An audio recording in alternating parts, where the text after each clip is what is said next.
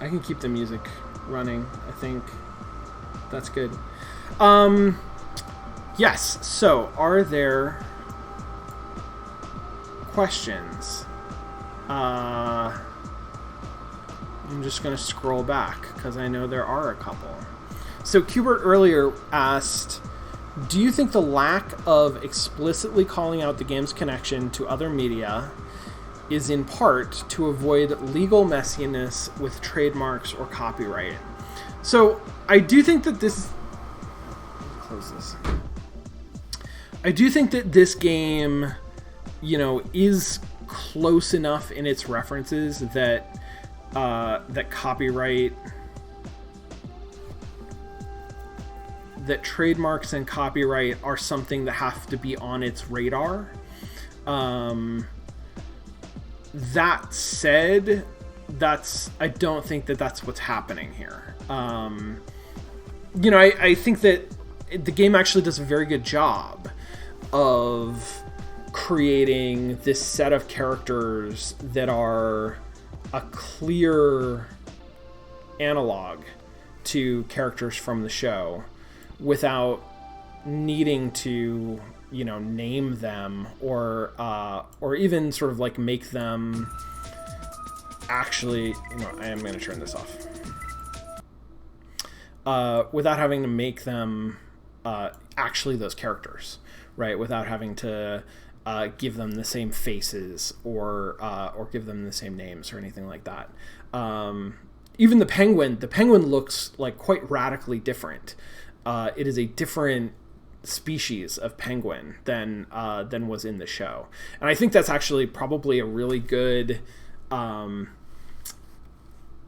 indication of how they did the whole thing, right? Like having a penguin there is enough of a clear indication of what they're doing, that it doesn't need to be sort of the same penguin. They're playing in a space that is clearly in conversation and close to the stuff that's going on in Evangelion. I don't think that in their design they had a lot of pressure to sort of to get too close to the copyright. I think that they could have potentially like fallen into that, and they needed to be wary about not sort of like crossing lines anywhere. But they didn't. I mean, they didn't come close to it. They didn't. They were very savvy, I think, about how they sort of handled that, and making clear references that aren't sort of violating intellectual property. And some of that might have been legal messiness. I think some of it is like consideration, frankly. Like there's probably a line that is closer that they stepped up to that is, we're not trying to rip off the work. We're not trying to sort of like draft on Evangelion's popularity. We're not trying to make something that is going to exploit that. We're trying to make something that is in cultural conversation with it, that is sort of about raising questions that the original work left unanswered. And that is like, those are cultural questions. Those are sort of interesting from a larger perspective than just, hey, did you like Evangelion? Well, here's a game that is about Evangelion. This is not that. This is, I have a friend that I have been sort of telling a little bit about like this journey that I'm on, who didn't know about this game until I mentioned it in the context of, oh gosh, I actually should go watch Evangelion. He's familiar with Evangelion, right? Like he knows that from a misspent youth watching anime. And so he, was like, cool, an Evangelion game, or a game that sort of like plays with the ideas of Evangelion. Like, fighting giant robots, that sounds like up my alley. And he checked out the game and he was like, oh, it's a photography game. That doesn't sound interesting. That's not what I want, which I totally get. And I think that's the point, right? This is not a game for... this is a game for Evangelion fans, but it's not a game that is like, here is some more Evangelion for you. It's a game that is sort of like trying to do something different for people who are familiar with the text. I think the legal trouble is more nebulous than that, right? Like, what they would have to do to actually get into legal trouble for violating intellectual property on Evangelion, I think would have to be pretty extreme. And I think they really don't come anywhere close to that. So there's two parts to that question, I guess. One is, you know, is it explicitly legal messiness that they're wary of? I don't think it is. But I do think that is something that they are concerned with and play with, and do like pretty cleverly, quite frankly.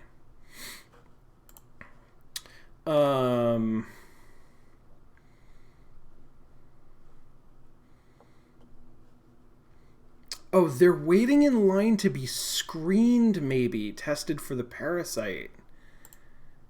I didn't think about that. That makes sense. It could certainly be that.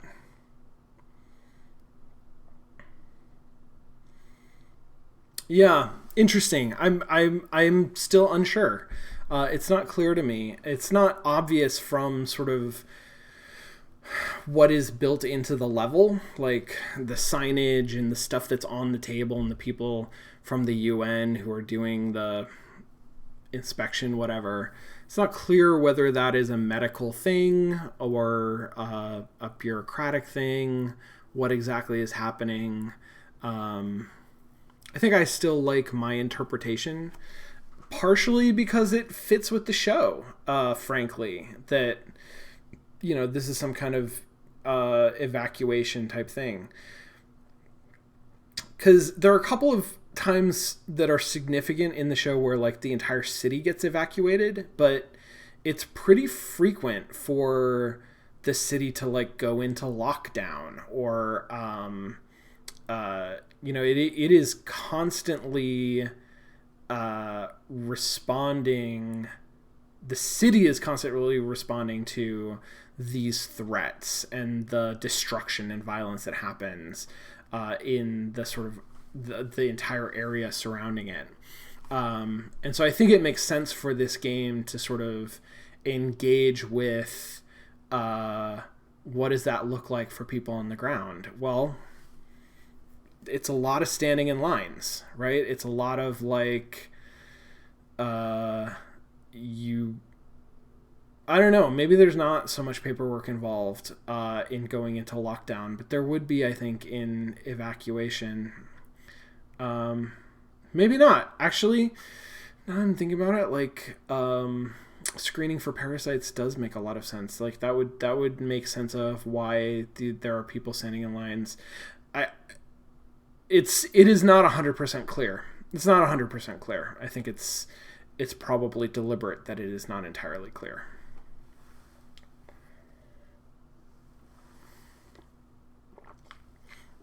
So there's a couple things that happen in my recollection. And again, I sort of like, I watched a lot of this. So some of it maybe is melding together. There's a thing in Evangelion where the whole city like goes underground in order to protect itself, which is bizarre, and I frankly did not understand what was happening for a while, because that is such a wild idea. But all of the building, it turns into this sort of like inverted city underground. but there's at least one point in the series where the people in the city, I think, get evacuated because it's, something so bad is going to happen or something like that. I don't know if it's still true, but in the 1990s, Tokyo could completely evacuate in 2 hours. Wow. Holy cow. It's on a major fault line. That's incredible. That's incredible. And that, I mean, that speaks to a level of coordination that must have a bureaucratic component. So I don't know. Maybe the scene depicted here has something to do with practicing, like an evacuation drill or something like that. Yeah, I mean, whether it's actually 2 hours or not, regardless, like I live in Los Angeles, which is also prone to earthquakes, and let me tell you, there is not the same kind of communal sense of a shared evacuation plan, let alone something that could actually happen efficiently. But yeah. Yeah, interesting.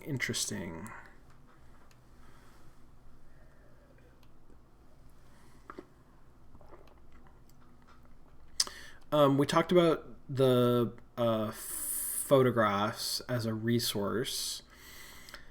Pokemon Snap, I think, is another clear touchstone for this game. I did not play it, and so I can't really speak to similarities in execution or anything like that. I know, the premise of Pokemon Snap. A major component of that game when it was released is that it's a rail shooter, right? It's not, you don't have a lot of freedom to wander around where you want. So I think it does use a similar sort of technology for detecting what is in a picture. How you evaluate a photo. But I think from a design standpoint, it actually changes quite a lot to say, here is a level that you can platform around with a double jump, and line up the shot that you want. And then it turns it into more of a different kind of a puzzle than I think Pokemon Snap was. Whereas actually Pokemon Snap, I think, has a lot in common with traditional rail shooters, which were not the most common or popular sort of format of game. But I think it borrows a lot of design lessons from that genre. I don't know anything about the new Pokemon Snap. I don't know. I assume that it is not an on-rails shooter in the same way, that it will have more like free exploration areas and stuff like that. I'm curious to see what it actually looks like.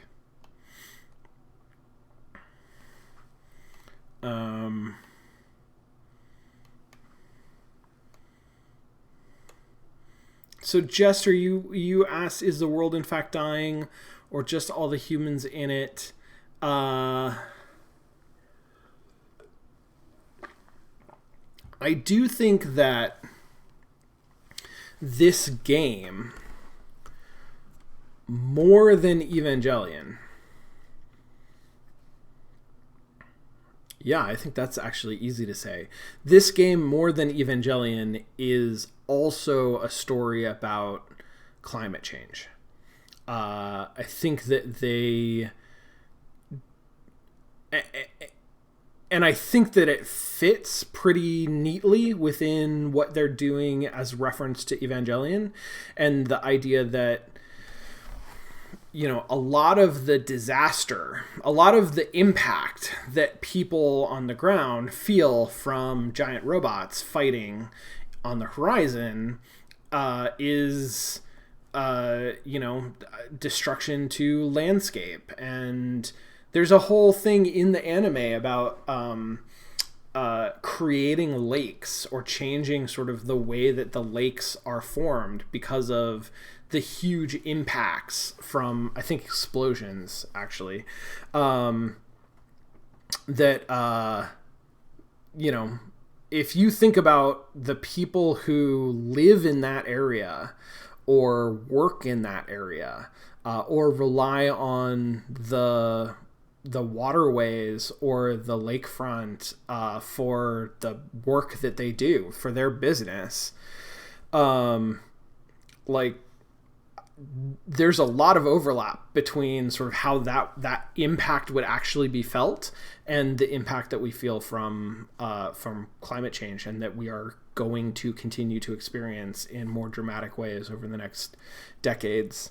So I think that in part that is just sort of like a logical extension of what we see in the show.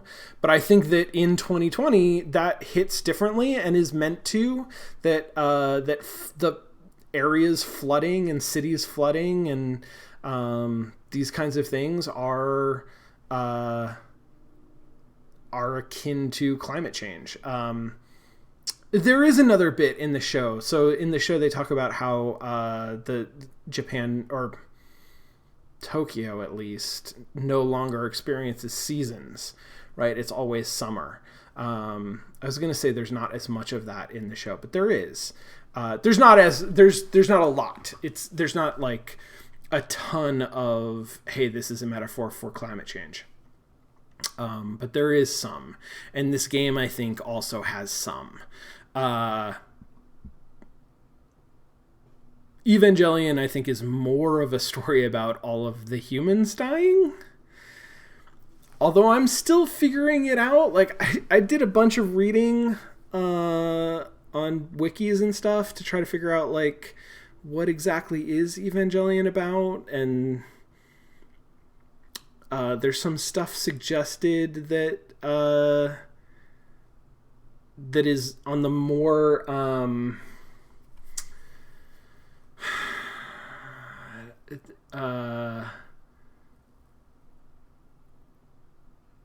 I don't know how much of the show to sort of take as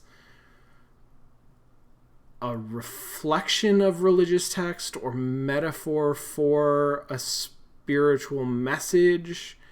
I don't know. It's weird. It's a weird show. I'm not going to pretend after watching all of it over a weekend that I get what it's really about. But in the show, there's definitely a suggestion that, like, all of the humans are dying for very specific purpose. And the game, Umurangi Generation, I think suggests less... Well, no, I mean, that ending is very, like, people turned into star babies. I don't know. I don't know what's going on in the ending of Umurangi Generation, at least as much as I don't know what's going on at the end of Evangelion. So I guess I don't really have an answer to that question of if the world is dying or just the people.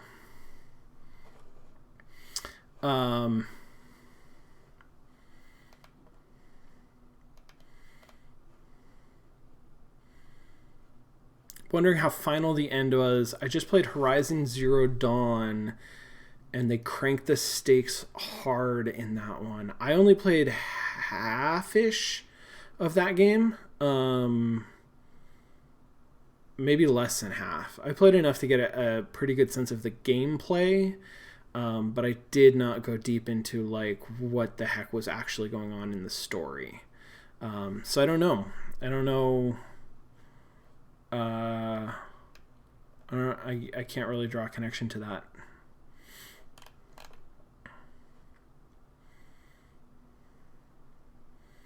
The catastrophic outcomes in Horizon are worse than any other media I have encountered, short of Melancholia. Okay.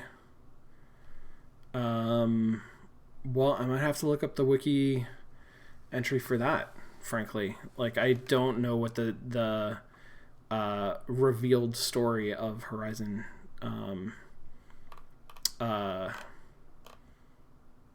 what is it? Zero Dawn? Horizon Zero Dawn? Yeah. Okay, I've been trying to decide whether the core experience of the game is more focused on taking in the environments or your role as a photographer and taking good pictures. This is a great question. Given the context the game was placed in, I'm inclined to lean toward the former, and the gameplay is simply a vehicle towards that end.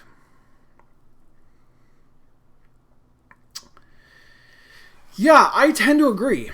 And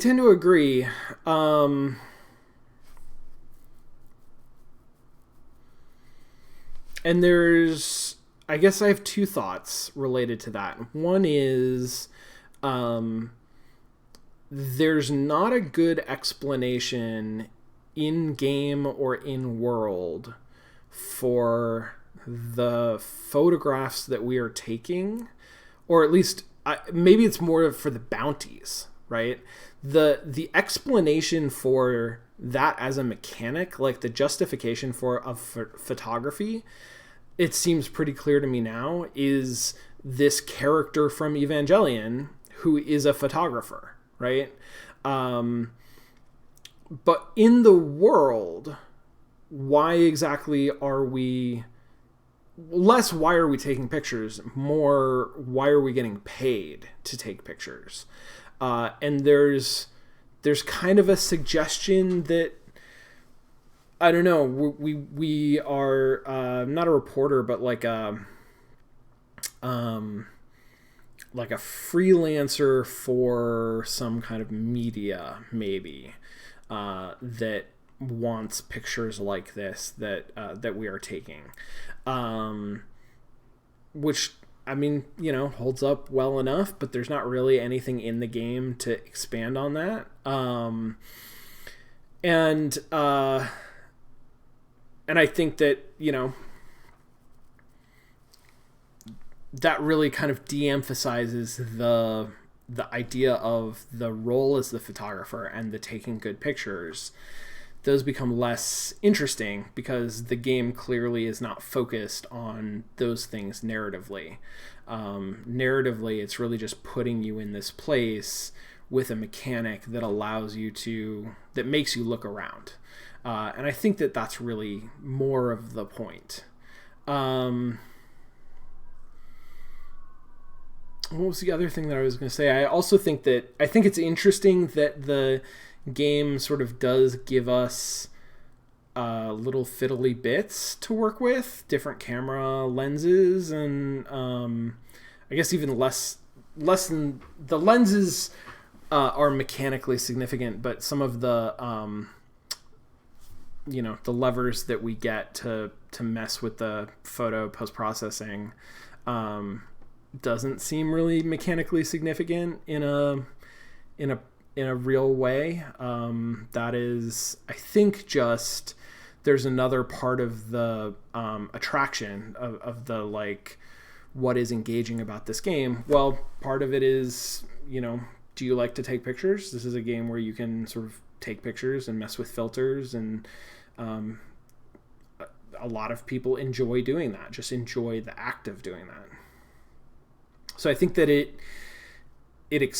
does sort of explore that in a reasonable way, without actually putting Instagram filters in, having those dials that you can turn.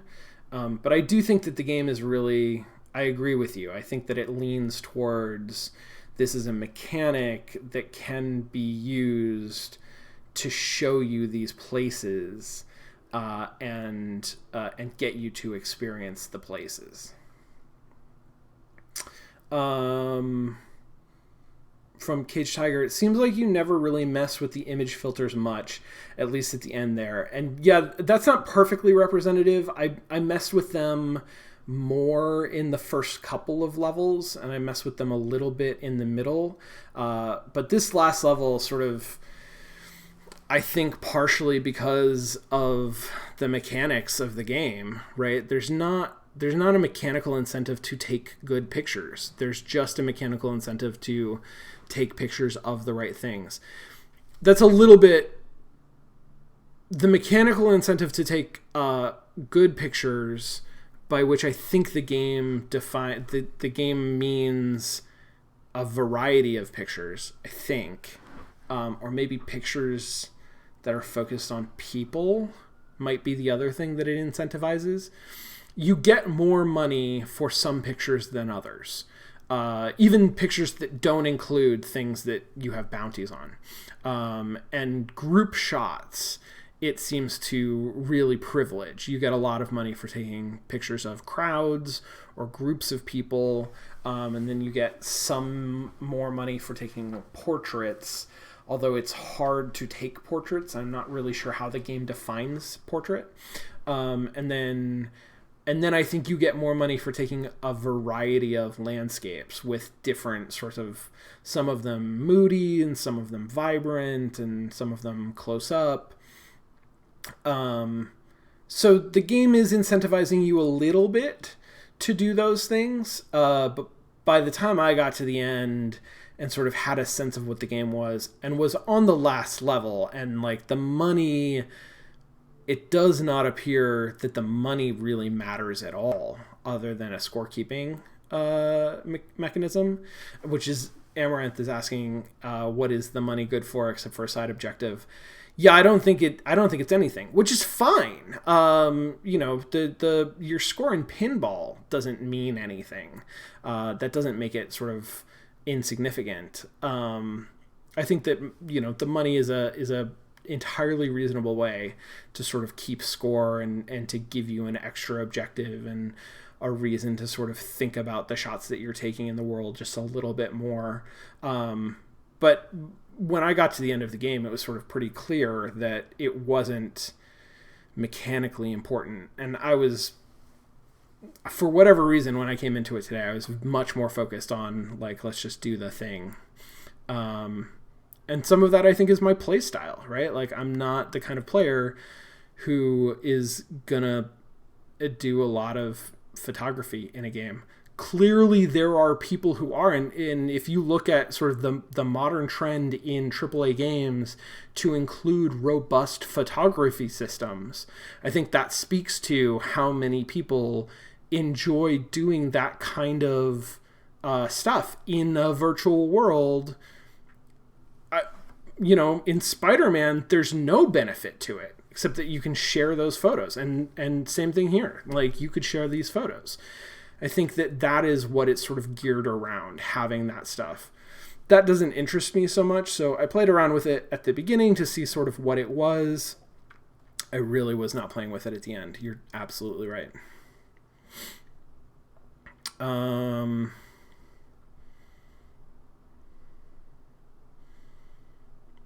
Yeah, points are definitely meaningful. There should be an in-game mechanic to share your score on Facebook.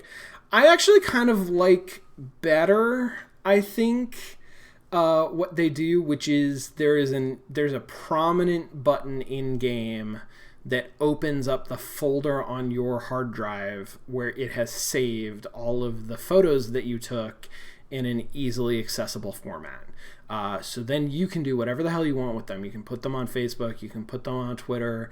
You can, create a collage and put it on TikTok. Like, it doesn't need to try to maintain or optimize a connection to all of those services, which I think for a game like this especially would be more than...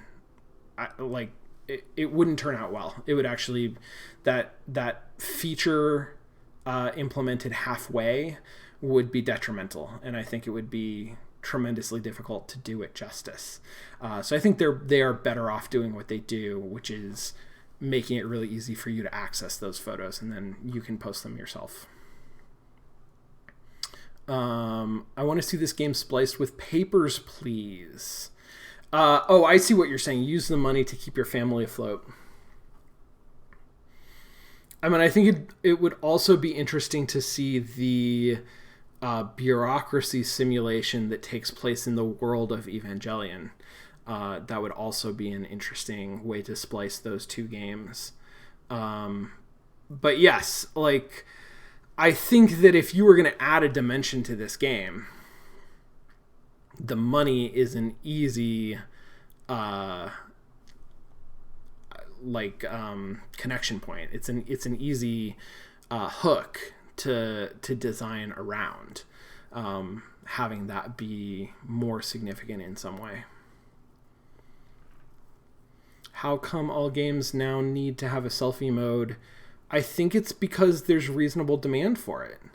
I assume, I mean, I don't know why else, but it's hard for me to imagine that AAA games would be on this push to put in a selfie mode unless it paid off.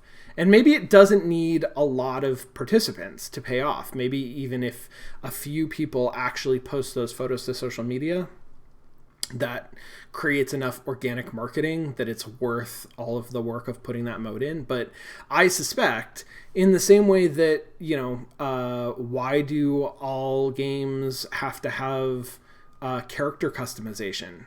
It's because a lot of players really care about that, right? And there's enough general demand that I think it becomes worthwhile. And even if I don't care about photography mode as much as I care about character customization, I can sort of recognize that there's probably an audience for that because it is a trend.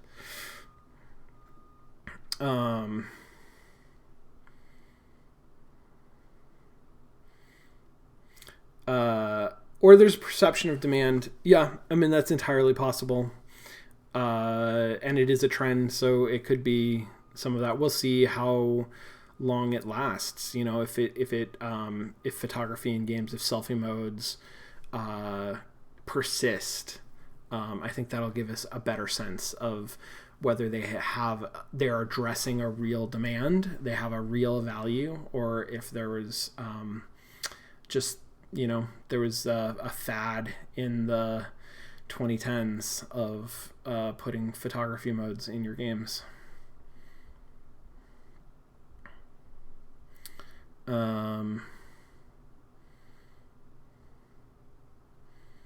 Yeah, interesting.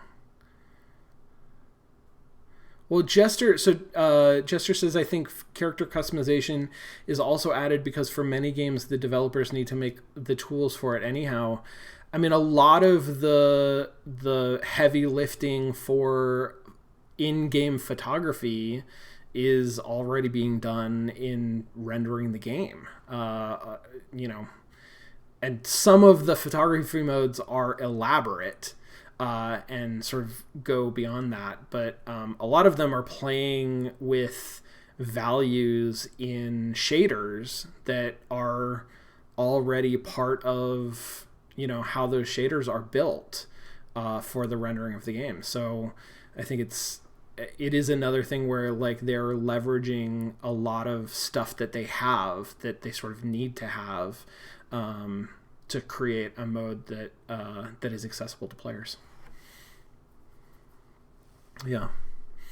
Cool. Well, this was great, everybody. Thank you for bearing with me as I sort of figured out what this game was about at the last minute.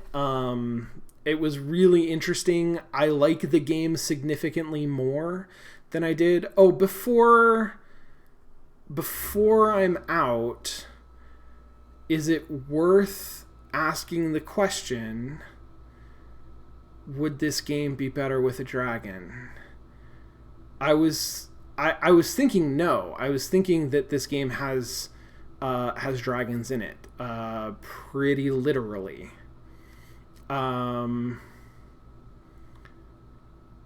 And I think that's still true. The one thing that I'm going to say about it, this game, you know, clearly the developers of this game, having watched play-by-play for years, anticipate the question of would this game be better with a dragon, and address it head-on, both by including giant fire-breathing monsters as sort of set pieces in the game, but also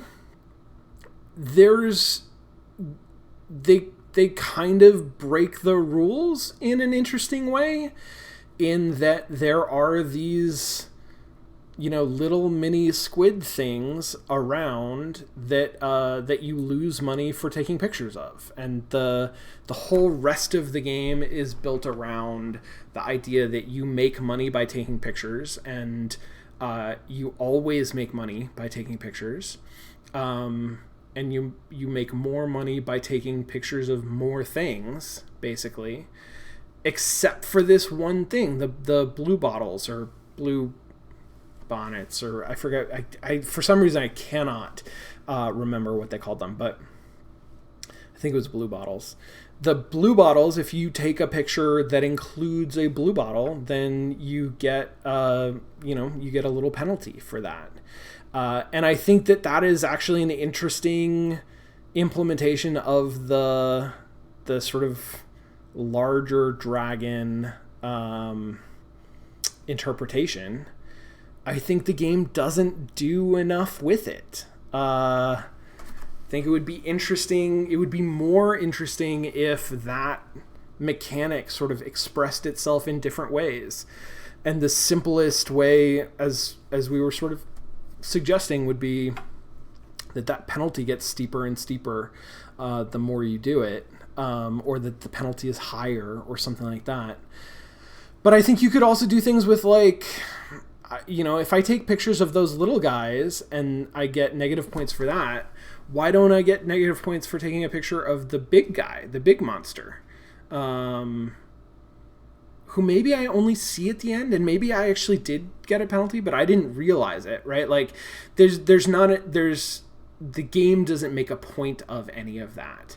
And similarly, if there is a contagion, like if there is a parasite that exists, like, would it be interesting for there to be some kind of diagnostic function of taking a picture of an infected area or an infected person or something like that? Like, it seems like that mechanic raises questions that I think could be better addressed, and the mechanic could arc and evolve in more interesting ways.